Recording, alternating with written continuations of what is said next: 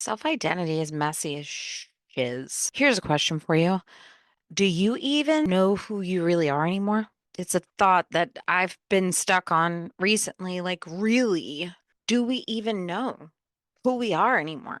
Outside of the labels and the roles we play every day, mom, dad, husband, wife, brother, sister, son, daughter, and the stuff that we do every single day, the mundane, the normal day in and day out tasks, who are we actually? I have had so many moments lately where I'm just like, wait a second, when did I become this person?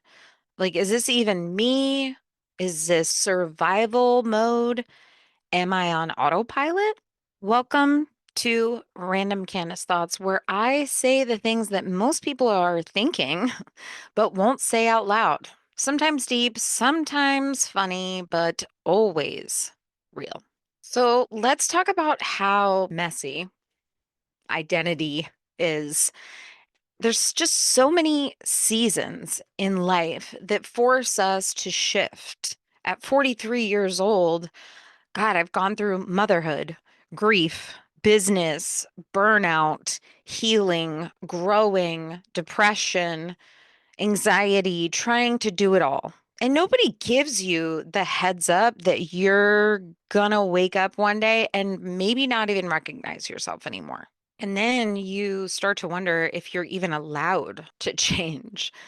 Are people so stuck with this version of you? They're so used to it that you have to stick with it? Or are you allowed to change? Spoiler alert, you're allowed to change. Why is there so much pressure to have our entire identity locked down, set by our mid 20s? Excuse me, ma'am, I just figured out that I like to drink coffee and I'm not sure which creamer I like the best yet. Now I'm supposed to have a personal brand and like this life purpose. And social media makes it so much worse. Everyone's out here acting like they had a spiritual awakening and three therapists, but a lot of us, you and I, we're just trying to remember our passwords, eat a vegetable once in a while, drink enough water, and not have a spoon-filled plastic in our brain by the time we die. It's okay if you don't have it figured out, because I promise you, you're not the only one. So let me ask you this question. Who are you when nobody needs anything from you? When it's just you, you're not performing, you're not producing, you're not parenting, you're not fixing anything, you're not building anything. Who is left? What is left? Because that's where the self-discovery really starts. And it's not always cute. I am not going to tell you that it is. Sometimes it's ugly crying in the car with McDonald's French fries in your lap because you're realizing that you don't even know what your hobbies are anymore. You don't even realize what makes you happy. You've been so busy making everybody else happy. It's not easy, but it's freaking worth it. As somebody that has done it multiple times over the last few years, especially, it is so worth it because that version of you is the one that's raw. It's the one that's real. It's in progress. It's still becoming. And that's the most real one that there is. And if you need a short motivational pep talk for the day, your mindset minute reminder is you don't have to be finished product to be worthy. You don't need a perfect brand, a 5-year plan, some Pinterest worthy version of yourself to desire to love. You're allowed to be a work in progress. You're allowed to not have all of the answers. You're allowed to change your mind when given all the facts. You're allowed to start over and grow out of old versions of yourself. Becoming you is messy, but it's still becoming you. So if you're in that weird in between stage where nothing quite fits, just take a breath. You're not lost. You're just unpacking and unfolding and trying to get a little bit more comfortable in your new space. It's moments like this where I love to be reminded of what truly matters. And this is a great time for Oliver's Light, where I share something meaningful inspired by my late grandson, Oliver, that reminds us what really matters in life. And we talk about identity and self-worth and leaving a mark.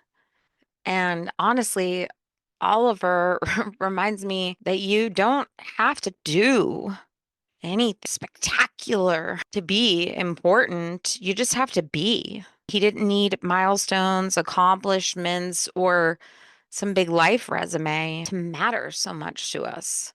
He just does.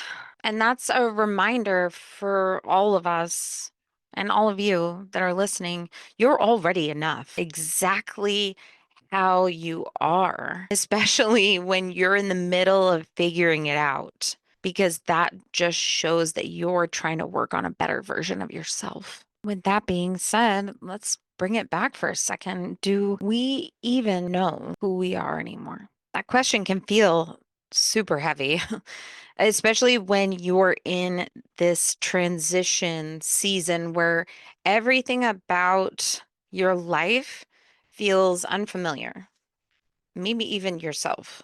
But here is the truth that I have learned since starting my self reflection journey.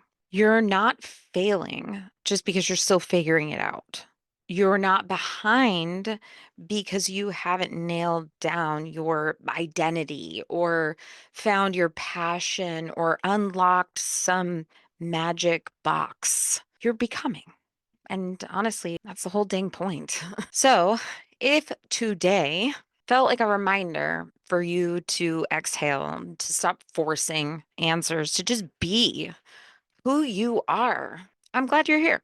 This is your permission slip to evolve and to question and to pause and to change. That's why I love that we do the Oliver's Light segment because it just grounds me in what really matters.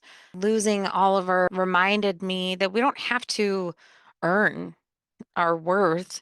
We don't need big achievements or clarity, some special woohoo clarity, or even time to matter.